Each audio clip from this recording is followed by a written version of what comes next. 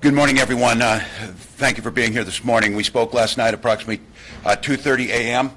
and provided an update of a highly dangerous and rapidly evolving situation with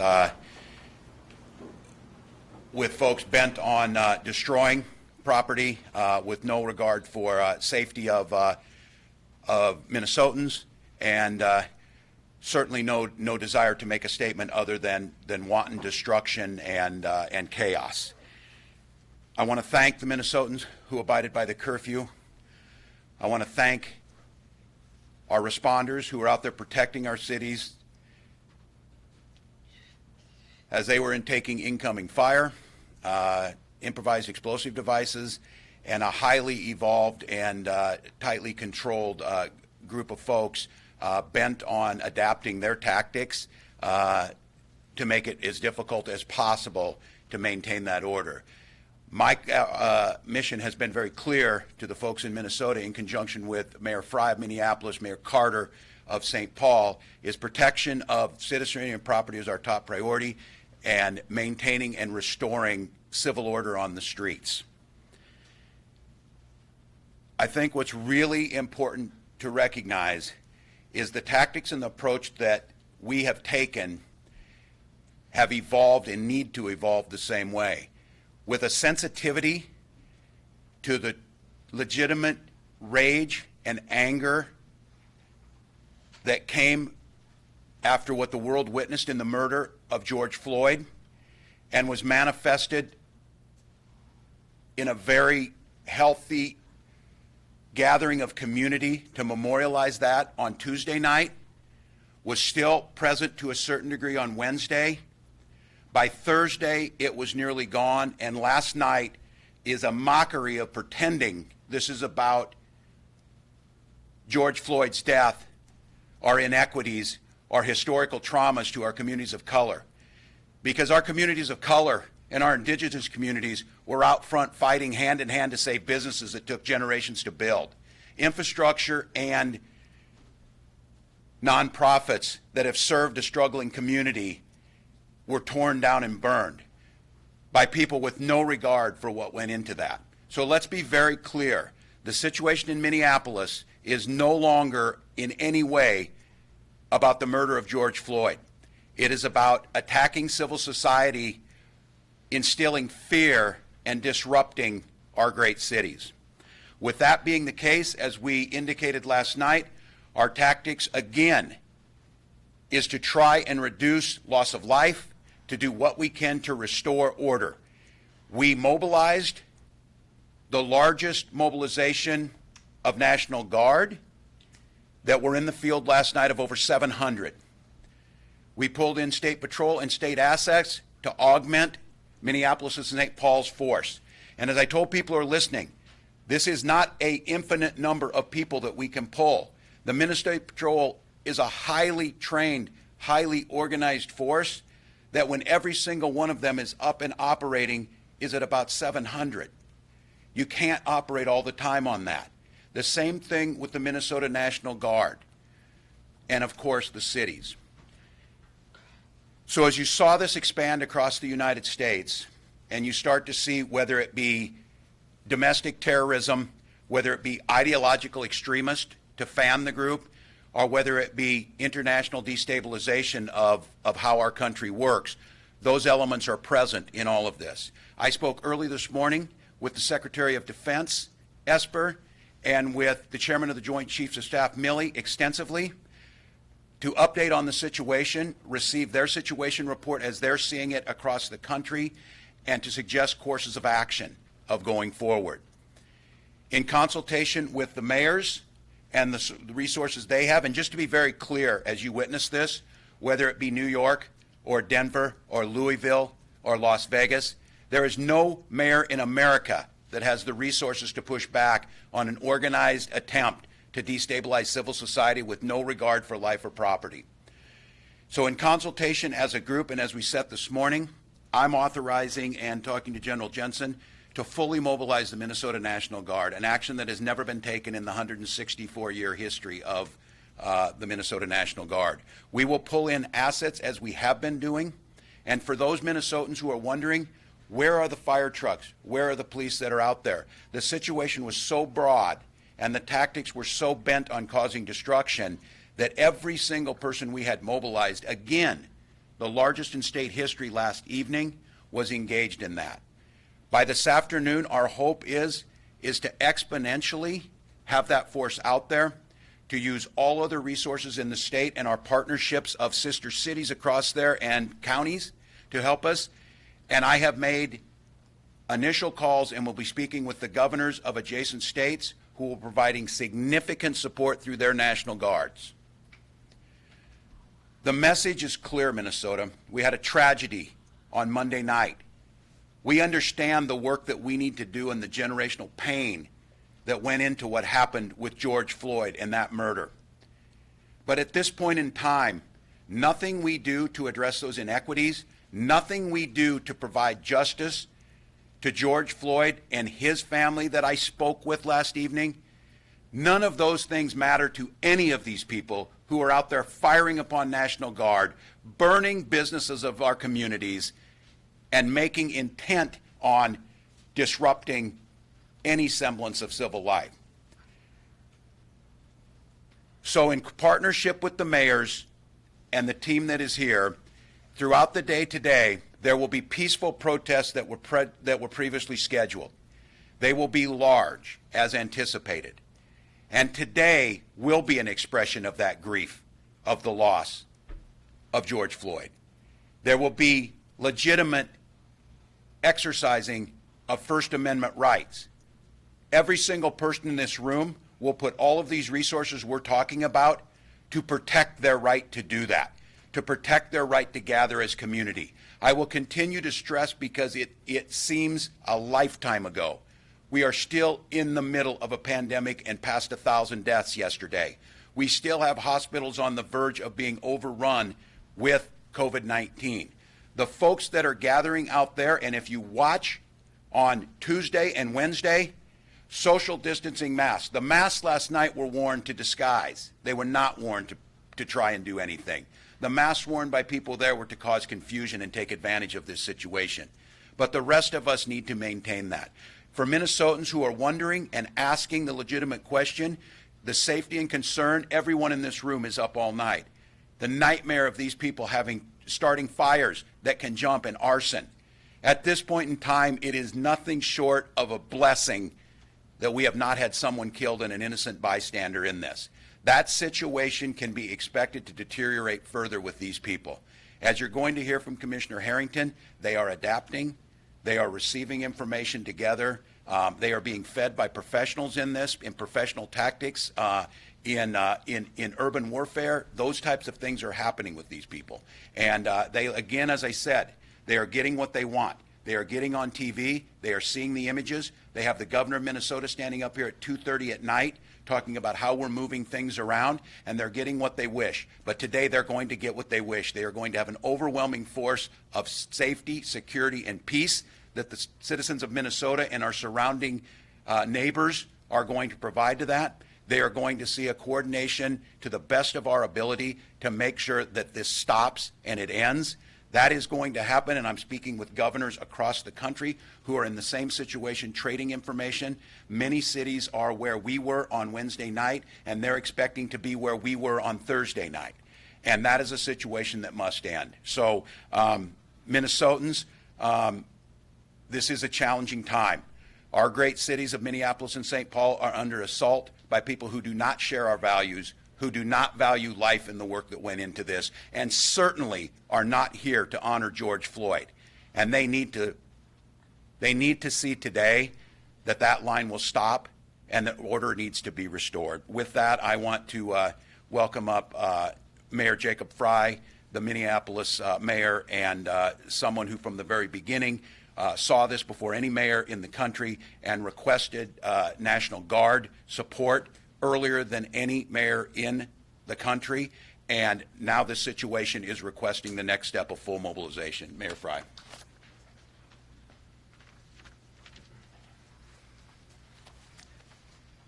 Thank you, Governor. The show of force tonight has got to be about safety, security, peace, and order.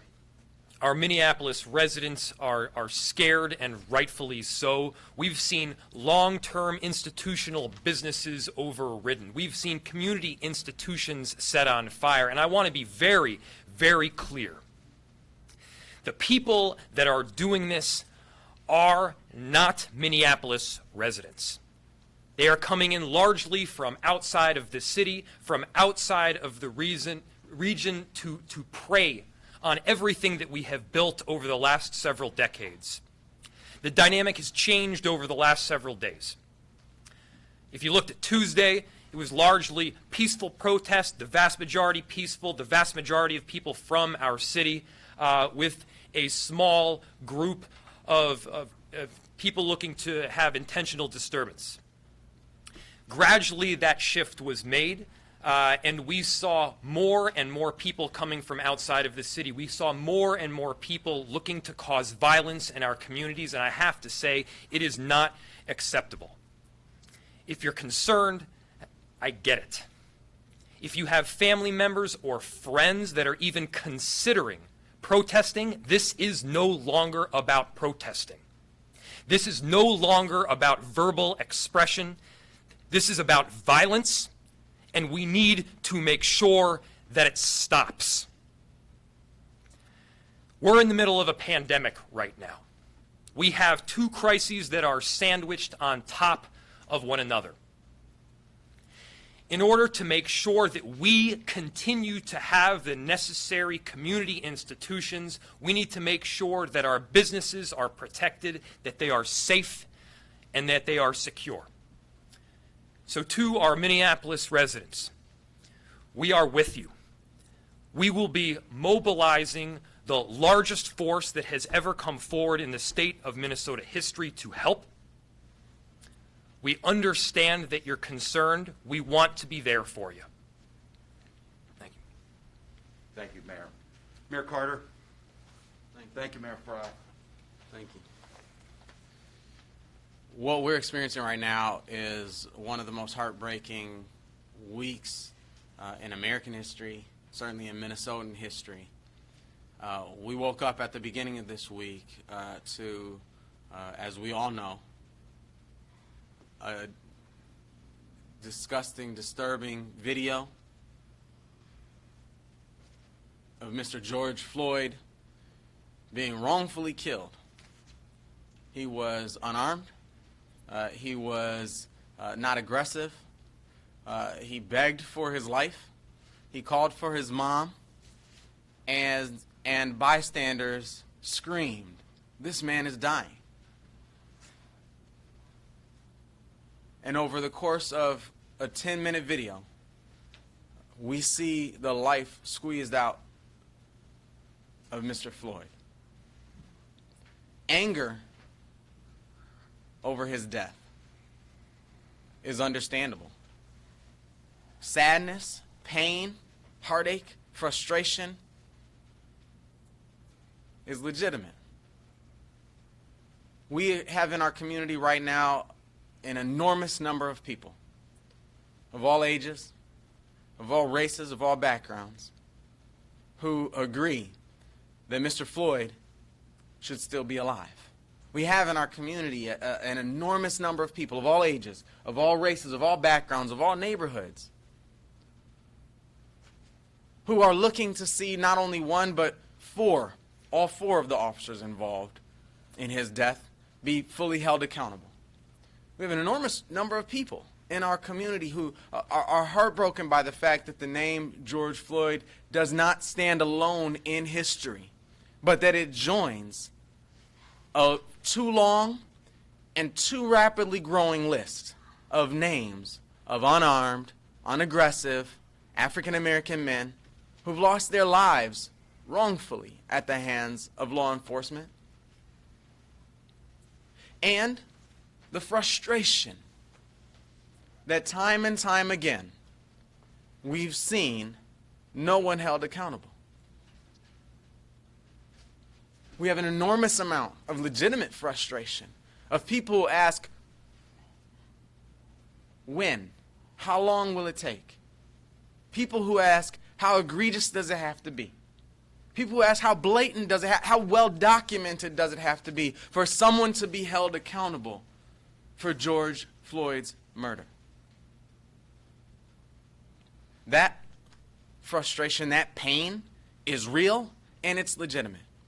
And to all of the people in our community who believe what I just said, who wholeheartedly need the world to hear that Mr. Floyd should be alive, that someone should be held accountable, and that we as a community, we as a culture, we as a society must do everything we can imagine to keep this from happening again, we stand with you.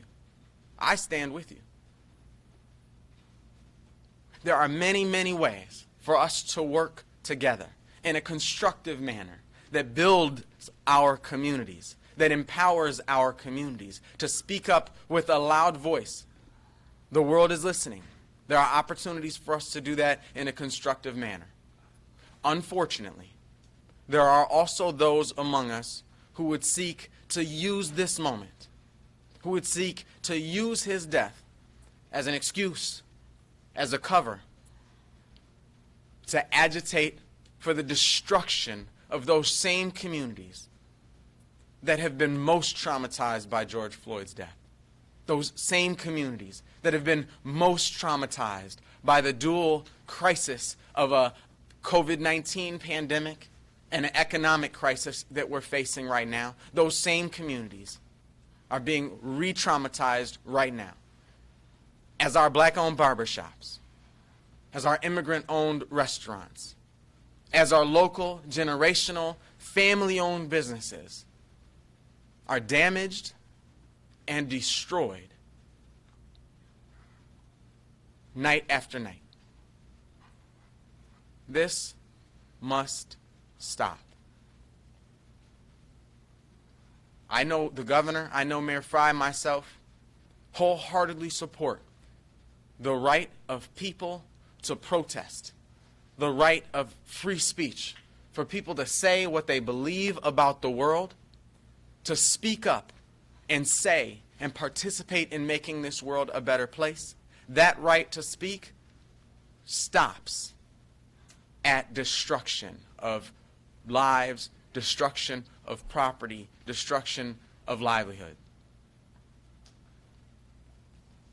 In St. Paul last night, and across our Twin Cities, a curfew went into effect. Because we had a relative stillness in St. Paul, we didn't make an enormous number of arrests, but every single person we arrested last night, I'm told, was from out of state. What we are seeing right now is a group of people who are not from here. As I talk to my friends who have been in this movement for a very long time, who wake up in this movement every day, and I ask them what they're seeing, what they're feeling, what they're hearing, to a person, I hear them say, we don't know these folks.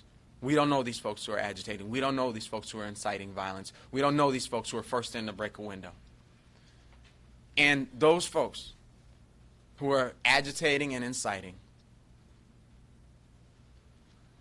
are taking advantage of the pain, of the hurt, of the frustration, of the anger, of the very real and legitimate sadness that so many of our community members feel, to advocate for the destruction of our communities. I echo the governor's statements, I echo the mayor's statements, in that our police officers, our firefighters are facing something they've never faced before. That alone would be very, very difficult to address. One thing that I've learned about the world, about Minnesota, and certainly about St. Paul, is every time ugliness raises its head in our community, the beauty of community, that beautiful spirit that Paul Wellstone once spoke about when he said we all do better when we all do better, arises. Across the Twin Cities yesterday, across St. Paul yesterday, we saw countless neighbors show up for each other. We saw people show up with a broom and a bucket a rag to clean and just work together. They weren't cleaning their cousin's store or their uncle's store. They were just coming to help each other, to clean up our city. Over the last couple of months, thanks to the fact that we in Minnesota have a governor who took strong action early to protect Minnesotans in this pandemic crisis, we showed that togetherness by staying home. We showed that togetherness by honoring the stay-at-home orders that our governor has executed. And those efforts resulted in saving lives in our community. Right now, today, this week in Minnesota, we must show that same sense of togetherness. We must show that same sense of unity. We must show that same sense of community and cohesion as we stand forward to say, we will not accept the brutal killing of unarmed black men. We will not accept George Floyd's death, and we will not accept the destruction of our communities either. Those two things, those two values, those two goals are not in competition. They're not in conflict with one another. Actually, they're one and the same. Thank you very much. Thank you, Mayor Carter. Commissioner Harrington.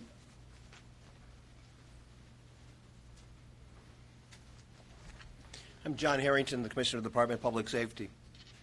The Department of Public Safety was given the mission by Governor Tim Walz to restore order and to maintain and keep the peace. We have assembled the largest civil policing authority in the history of Minnesota. I've been in policing for 40 years, and there has never been a time when I have had as many officers, deputies, and state law enforcement officials come together for a single mission. We are working together under a unified command to make sure that we can be out there to keep the peace. But I will tell you that we have seen a change over the last couple of days. We have seen from the earliest demonstration, which were peaceful demonstrations that were largely demonstrations of where people were trying to express the horror and the trauma of having Mr. Lloyd's life snuffed out. I'm not seeing peaceful demonstrations, and I am not seeing, frankly, any empathy or any heart for Mr. Lloyd or for the communities that he loved and the communities he belonged to. Last night, we saw not only a change in the temperament and the approach of what I will call rioters. They weren't demonstrating for a cause. They were not protesting for injustice. They were simply bent on destruction of property, and they were bent on trying to hurt people. And they didn't really care who they hurt in the interim. We had multiple shots fired in both cities coming out of the rioters' group. We had officers and National Guard officers, National Guardsmen and women shot at. We had improvised explosive devices used to injure state troopers, DNR, and others.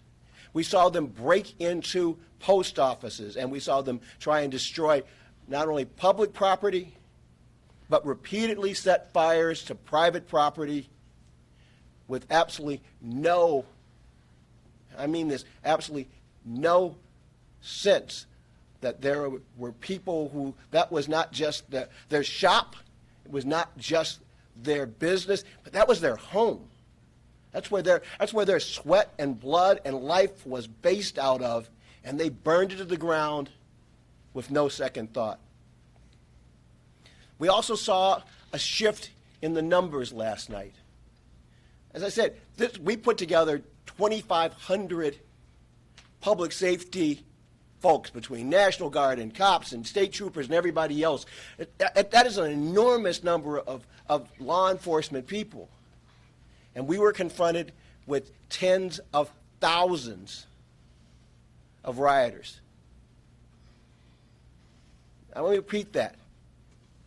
That little group that started out embedding themselves into George Floyd's memorial service is no longer the little group. It is, in fact, the group that is throwing projectiles, throwing batteries, firing into crowds, and setting fires and attacking firefighters, EMS, law enforcement, sheriff's department, and National Guardsmen as they seek to provide safety in our community. We have watched these groups grow both in brazenness, and we've watched them also grow in challenging approaches that we have had to adapt to. We have watched them take on efforts where literally there are 5,000 of them surrounding a building, trashing the building, and then when confronted, running back under the cover of darkness into residential areas. We have watched them try and destroy downtowns, and it's hard to drive through one of our downtowns without seeing the plywood that's up, whether it was as a preventative measure or simply to patch the holes that they had punctured into the buildings that support and are the anchors of our downtown areas. We are adapting to their tactics. We have made more arrests virtually every day, and we have focused on the fact that as this is not a protest, where this is not a demonstration, while that we will always, and I repeat, always respect everyone's First Amendment rights, those rights stop at the end of a Molotov cocktail thrown into an open business. Those rights stop at the point that you loot the liquor store in the neighborhood. Those rights stop when you loot the gas station, the little mom and pop gas station in a neighborhood. And Minnesota Public Safety and Minnesota's National Guard are gearing up. We're getting bigger, and we are changing our approach because this is intolerable, and we are coming to stop it.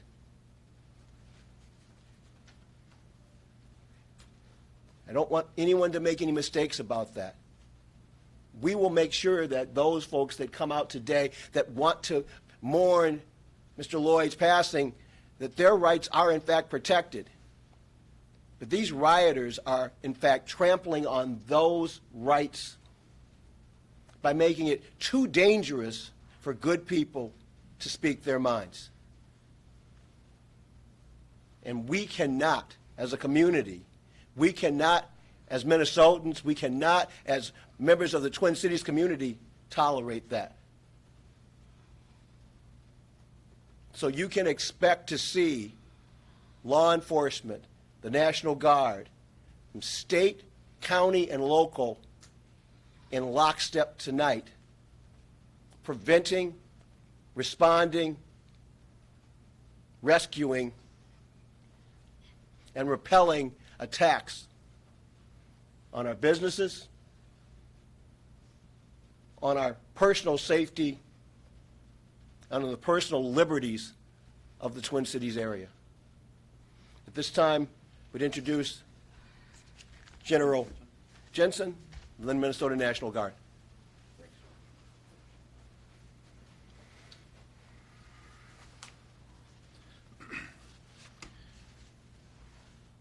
Well, I don't think I could speak with any more passion than the four gentlemen that just spoke in front of me. So what I will do is just give you a quick update on the last 48 hours of the Minnesota National Guard's participation in this operation. 24 hours ago, we had approximately 400 guardsmen on state active duty in support of the governor's executive order. As mentioned by the governor yesterday, we reached a peak that the Minnesota National Guard had never been at before. Over 700 soldiers and airmen mobilized in support of the governor's executive order. And while it was the largest mobilization, and as Commissioner Harrington described, the largest law enforcement operation in Minnesota's history, it was not enough. Early yesterday, we began mobilizing additional soldiers, and we expect by noon to have 2,500 soldiers and airmen mobilized and in support of the governor's executive order. But that's not enough. The governor just announced the full mobilization of the Minnesota National Guard for the first time since World War II. What does that mean? It means we're all in. We're all in with the two mayors to my left, their citizens, their communities that they represent. And we're all in to the two law enforcement professionals to my right, supporting them to ensure we bring stability and peace back to our two great cities. But even that's not enough. As Governor Walz just laid out, we had a conversation with the Secretary of Defense and the Chairman of the Joint Chiefs of Staff, and we are requesting national-level resources to come to the state to make key contributions to the operation that Commissioner Harrington has laid out. So to our two mayors and to our two law enforcement professionals and to you, Governor, the Minnesota National Guard is all in. Colonel Langer.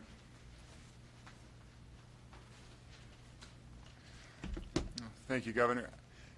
I don't intend on rehashing the ground that has been covered by all the folks up here saying the important things they said, but I do stand here as Chief of the Minnesota State Patrol to say that we have done something that we've never done in the history of our organization all the way back to 1929 in terms of the mobilization of our state troopers from all across Minnesota that have come to the metro area to do whatever we can to get back to what we believe in as an organization and as the Minnesota State Patrol, that we reflect our core values of respect, integrity, courage, honor, and excellence. That's who we are, and that's who we believe Minnesotans are too. And our job is to get out there in the middle of the mission that we're confronted with right now, to stop the criminal behavior that we have been seeing and to prevent the criminal behavior that we regretfully anticipate we will see tonight and into the near future. We're working as hard as we can because I've heard from plenty of Minnesotans that they don't like what they see. They don't think that what is going on represents who we are in Minnesota, and they want to help. So we need your support. We need your prayers. And we need your thoughts as we work as hard as we possibly can to get Minnesota out of this current situation and stabilize so that we can move forward and make the state what we believe it should be, one that is safe for every single person who lives or visits this wonderful state. Thank you. Thank you, Colonel Langer. Minnesotans, before I take questions, I'd just like to, I think you got an assessment what's on the ground. I am certainly not going to make light of the seriousness of where we're at. For those who are wondering if we were timid or something happened, I think you need to understand, even going into last night, this was the largest force and exhausted much of what we had going into that. The professionalism and the tactics were by the book. One of the things is, when you're a force of good and law and order, you play by the rules. When you are bent on destruction and harm and chaos, you don't have to do that. And it makes it very, very difficult. And I think it's important to note, too, that this call and the call-up of the Guard and the attempt to do this is only going to make it more difficult tonight. The people listening do not see this as a deterrent. They are not somehow searching their soul and deciding that this was stupid and destructive and wrong of what they did. This is the challenge they were looking for. The call will go out to join, and the call will be there to try and break the back of civil society and the people putting it forward. So Minnesotans, I'm not telling you and trying to make this any lighter. This is going to be very difficult. And to set expectations, they will slip away and they will start fires. They will do that. No matter how many people we have on the ground with where they were at, our goal is to decimate that force as quickly as possible that they have, is to protect life, property, and restore that order. But they will bring everything that they have to this. So I think it is very clear, and I would make that statement, and it will use social media. They will do whatever they want to do. Our expectation is to have the curfew in place. Our expectation is to restore order. It will be a dangerous situation on the streets tonight. We will do everything in our power to restore that order that Minnesotans expect, that Minnesotans demand. But as each of these folks said, it is going to take all of us. I am grateful to our neighbors, our fellow Americans who are helping and who are sending prayers and thoughts to the fellow governors. I am grateful to the President and the administration for continuing to be on the line and offer and provide assistance when needed. And I am most grateful to Minnesotans. We built this state. We built the North Star. Everything that we believe in, these people are trying to destroy. So if you are on the streets tonight, it is very clear. You are not with us. You do not share our values. And we will use the full strength of goodness and righteousness to make sure that this ends. With that, I'd be glad to answer any questions along with the folks up here. Governor, Peter? Could you be more specific about numbers? I don't think you're saying that 10,000 people have come in from out of state, or that every bit of violence was done by people who were coming in from out of state. So where did that sort of cross over from earlier demonstrations to what's going on now? And again, what kind of numbers are you talking about, and what can you share Yeah, I'll with let us these as far folks as go. intelligence? Yeah, no, it's a good question. But Peter's question is about how do we know this? And I want to just be very clear. As I said earlier in the week, this is not about saying, oh, this isn't us. It's everybody from everywhere else. We understand that the catalyst for this was Minnesotans and Minnesotans' inability to deal with inequality, inequities, and quite honestly, the racism that has persisted. I am not denying that. But what we're at right now, and we're trying to get numbers on this, and I will try, and what I'm asking the media to help us on, we're going to start releasing who some of these people are, and they'll be able to start tracing that history of where they're at and what they're doing on the dark web and how they're organizing. But I'm not trying to say that. I think our best estimate right now that I heard is about 20% is what we think are Minnesotans, and about 80% are outside. So I'm not trying to deflect in any way. I'm not trying to say there aren't Minnesotans amongst this group. We know that we have folks that may not be there too. But the vast majority right now, and I think the difference is, and this is where Mayor Carter, Mayor Fry spoke eloquently on this, our heart and our solidarity are with folks who understand what happened Monday night to George Floyd. Must see justice, and we must fix. But these folks are not them. So that's a good question, and we'll get more data. Peter, you want to follow up on that? All right. Yes, sir. Ewan Kerr from Minnesota Public Radio. I mean, who are these people, and what's happening right now in terms of you going after them? Yeah. John, you want to talk about that? As we've begun making arrests, we have begun analyzing the data of who we have arrested and begun actually doing what you would think is almost very similar to our COVID. It's contact tracing. Who are they associated with? What platforms are they advocating for? And we have seen things like white supremacist organizers who have posted things on platforms about coming to Minnesota. We are checking to see, do the folks that we have made arrests on and that we have information, are they connected to those platforms? We have seen flyers about protests where folks have talked about they're going to get their loot on tonight. And we're checking to see, are they part of an organized criminal organization? And if so, what is that organization, and how are they organized? We have been working with both our state, our county, our local, and our federal partners to start looking at issues around, is this organized crime? Is this an organized cell of terror? where do these folks, where is the linkage is what we're doing. And so we are in the process right now of building that information network, building that intel effort so that we can link these folks together, figure out what the organizations that have created this, and then just understand how do we go after them legally. That is absolutely part and parcel of our mission. We are, in fact, public safety, and we recognize that there are legal issues that are involved here, but we are not going to tolerate the violence and the destruction that they're using as a cover for the other illegal activity. If I could follow up, you said you're going to release names, you're going to release information. How will that happen? What form? I expect that we'll be able to release some of the names of those folks that have been arrested and some of the background information that we have pulled together, and we hope to be able to do that today. I think putting that in the media, too, is the help on that. And the frustration we feel about who are they, why do they do this, and it was one of the things I've asked them to get this out clearly. Next question, please. Can you talk a bit more about your conversation with Secretary Esper this morning and what we might expect in terms of federal military assistance? Yeah, this is the second conversation in 24 hours with Defense Secretary Esper and Chairman of the Joint Chiefs of Staff, Milley. I was joined on that call by our leadership team, General Jensen being the lead with military affairs.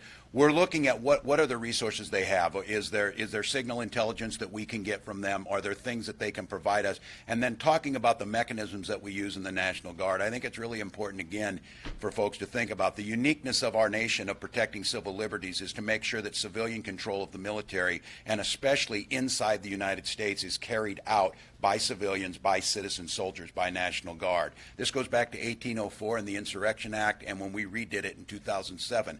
I was the lead author of it in 2007, so I understand very clearly the militarization of a civilian population is a deep concern. That's why we're accessing, and they're helping us access all these assets through the National Guard and our surrounding states. They also were able to provide their intelligence support of what they're seeing, what they're signal intercepting. They have, obviously, from NSA and others, massive support to be able to see who these operators are. And I think for Minnesotans, as you saw this, and it's been 48 hours playing out, just thinking about this, the wars that we fought to protect our nation, the war on terrorism, all of that, over the last 72 hours, these people have brought more destruction and more terror to Minnesota than anybody in our history. That's who we're up against. When you see them out there wearing a T-shirt or a baseball hat and walking down, that is not who they are. That is not who this is. And so I think it's very clear to change your mindset as we're changing ours, and keeping that line again of the respect for peaceful protesting. It has morphed over the last 48 hours to something very different. Yes? The curfew did little to stop the destruction that happened last night. You're talking about how you're going to change tactics and the amount of law enforcement that you have here, yet we have crews out all night. We didn't see law enforcement till well after 11 o'clock. Yeah, and it's a question I brought to you. It is a sheer numbers. I mean, this is never, there were more law enforcement, and they were actively engaged, as they would tell you, like no time in the 90-year history of that. That's how big this was. One of the things about a curfew is, much like I continue to say, civil society is not maintained just by laws and the threat of punishments. It's maintained by the sense of a social compact that we share the same values. What the curfew does is it gives us a legal authority to make the arrests of people who are out there, to start separating that. So I would just be very clear to people tonight, what I believe, and I think setting the expectations on this, what you've seen in previous nights, I think, will be dwarfed by what they will do tonight. And if you are an innocent bystander going out there tonight, you will be swept up in this. We will do the best. But thinking about the logistics of arresting someone who is in a force, wants to break the line, and what we're talking about is, under the tactics that they use, if we step into a crowd who's someone who threw a Molotov cocktail at us, the minute you do that, they're surrounding those folks.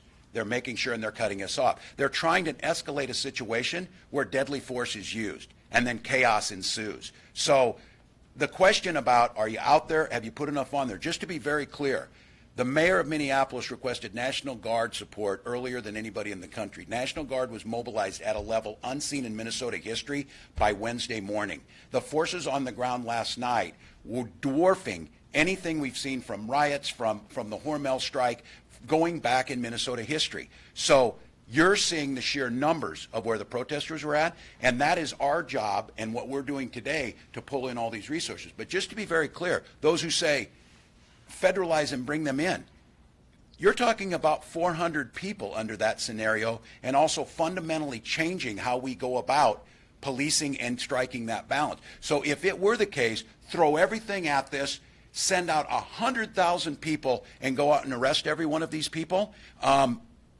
that's the situation you would see on the streets. So there has to be tactical. It has to be with the support. We have to get the help from the public to making sure that if you are not involved in this, and what I would ask today is, if you know where these people are sleeping today, let us know and we will execute warrants. Let us know if there's someone that's there to do this. Start talking it back. If you know someone was down there protesting, help us. Help us. Call that in. Tell us who they were. They're not from Minneapolis, but they're staying down here. They're doing this. They're coming in. Next question. Yes. A couple of questions. How many arrests have been made so far? And how would you attempt to go about enforcing the curfew, putting law enforcement in harm's way in a situation? I'll say like this that? for the commissioner before he comes up here, and this is one, again, as I think all of us, is being as transparent as possible. I'm speaking to Minnesotans now about articulating a plan. Some of this is going to be the tactics that we use. These folks are very smart. If I tell exactly and he tells you, they will adjust and they will adapt. We changed in 2 nights. They changed with us. So I'll let John talk about the number of arrests and maybe some of the basic techniques you're seeing.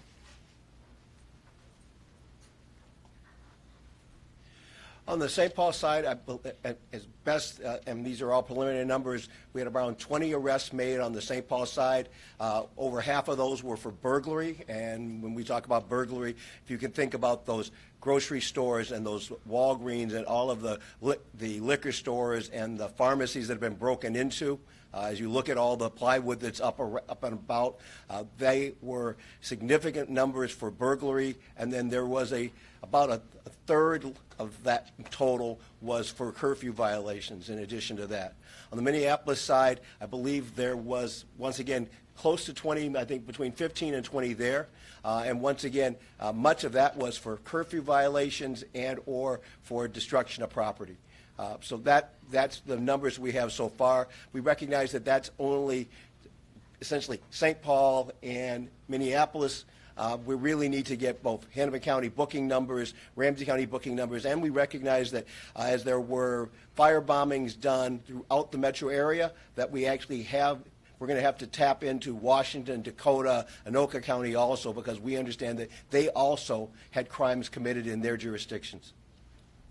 Do the mayors agree that anyone out tonight after 8 o'clock is aiding and abetting these folks and providing cover for these folks? And are you telling legitimate protesters to not help provide cover?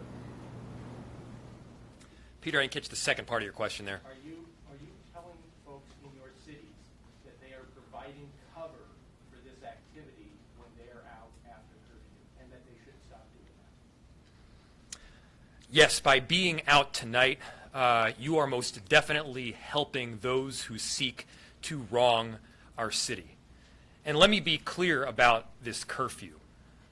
The people in our city, the residents of Minneapolis, they are not abiding by the curfew because they don't want to get arrested. They're abiding by the curfew because they understand that it's the right thing to do for our city. Londoners during World War I and World War II didn't turn off their lights because the government told them to. They turned off their lights because they recognized it was the right thing to do for their city and in their country. And that's exactly the same thing as to what we're seeing right here. And let me be clear about the numbers that we've seen.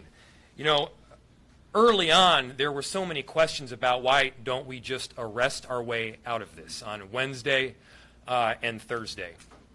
And why don't we have an officer placed at each and every business? If we were to place an officer at all of the businesses that we were seeing getting attacked and looted, it would be one officer facing, in some instances, 100 people coming in. If they were to arrest one, the other 99 walk right by. We certainly don't want to incite additional violence by triggering some form of force.